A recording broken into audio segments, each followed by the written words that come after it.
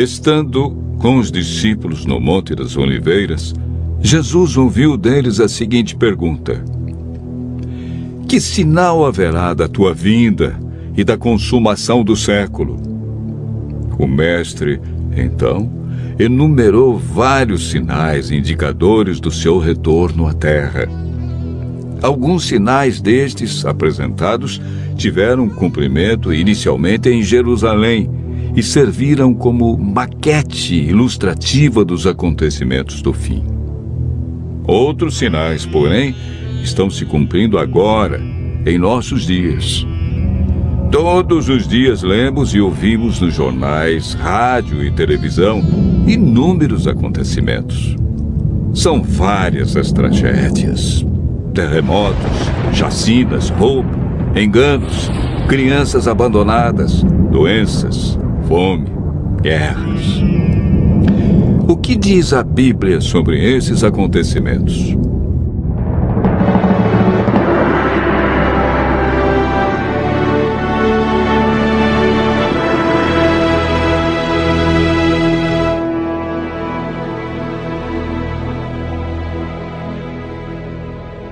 Vamos analisar os sinais que antecedem a sua volta em 3 partes. Primeiro, os sinais no mundo social. Segundo, sinais no mundo natural. E, por último, sinais no mundo religioso. Os sinais no mundo social estão descritos em Mateus 24, versos 6, 7 e 10. Jesus profetizou que antes de sua volta, o mundo estaria envolvido em guerras, fome, nação contra nação, reino contra reino, traição e ódio entre as pessoas. Na segunda carta de Timóteo, capítulo 3, versos 1 a 5, nos fala de tempos difíceis. Desemprego, fome, pessoas egoístas, avarentas, pessoas blasfemando de Deus, filhos desobedientes à paz, homens sem domínio de si. Esses sinais no mundo social são provenientes da obra de Satanás e não de Deus. Na segunda parte do nosso estudo, falamos a respeito dos sinais no mundo natural. Mateus 24, versos 7 e 29, fala de sinais que estão acontecendo e que já aconteceram.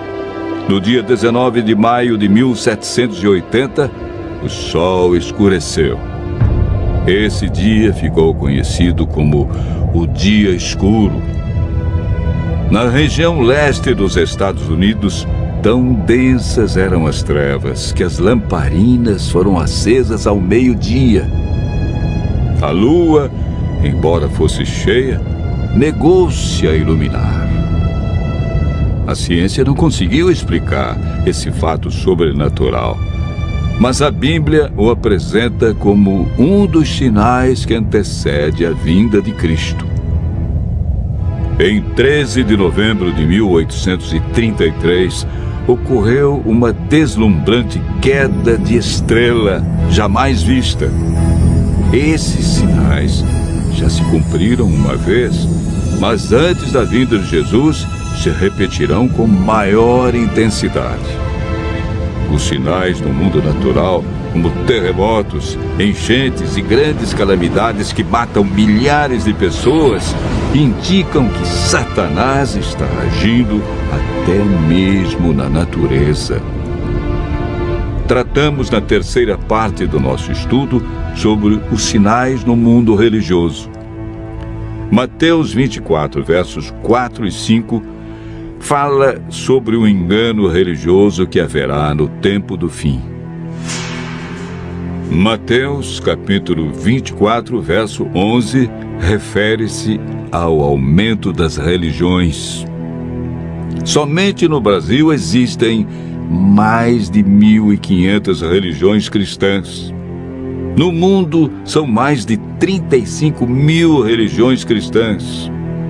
Jesus afirmou também que antes de sua vinda, os falsos cristos e falsos profetas operariam sinais e prodígios. Mas o que fazer diante de tantas religiões? O conselho de Jesus é claro. Ele diz: acautelai-vos para que ninguém vos engane, porque muitos virão em meu nome e enganarão a muitos.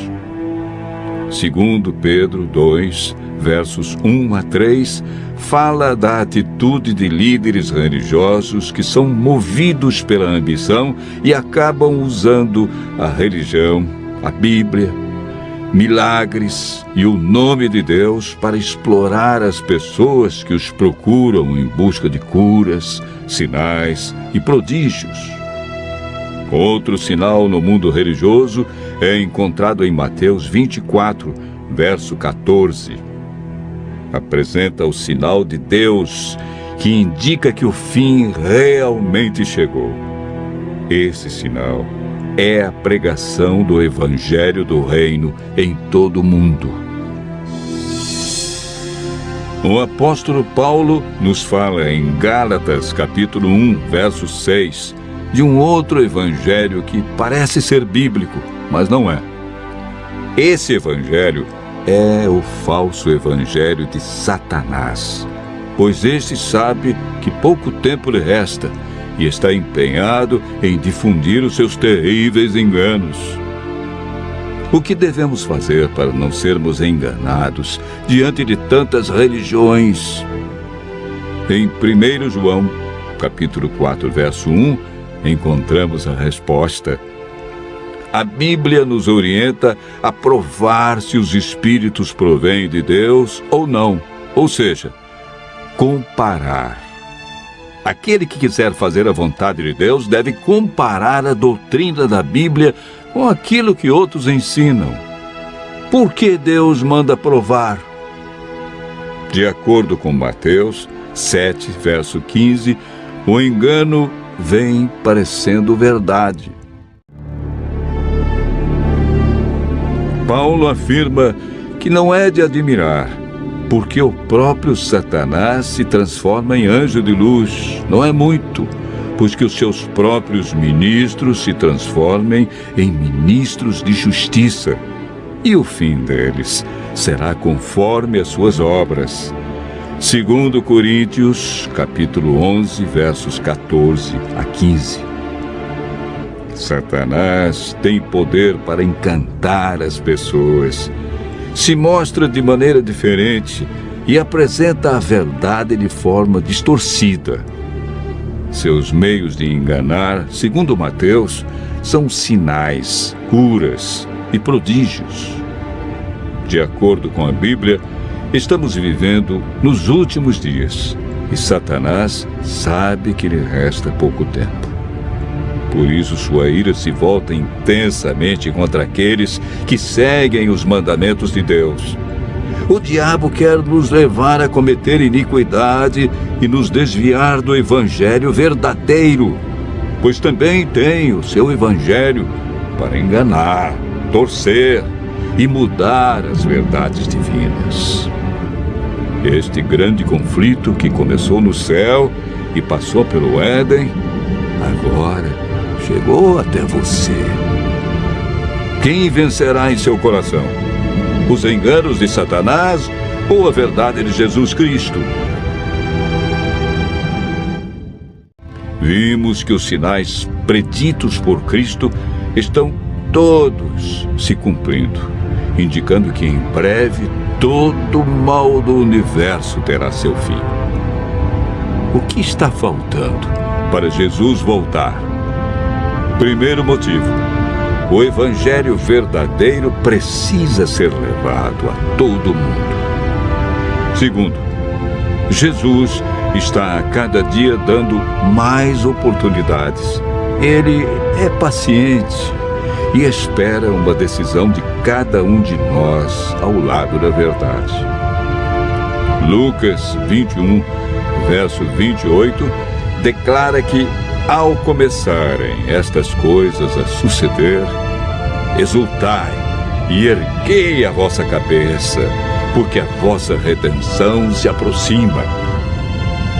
Continue ouvindo a voz de Deus. Em breve, vamos contemplar Jesus vindo sobre as nuvens do céu com poder e grande glória.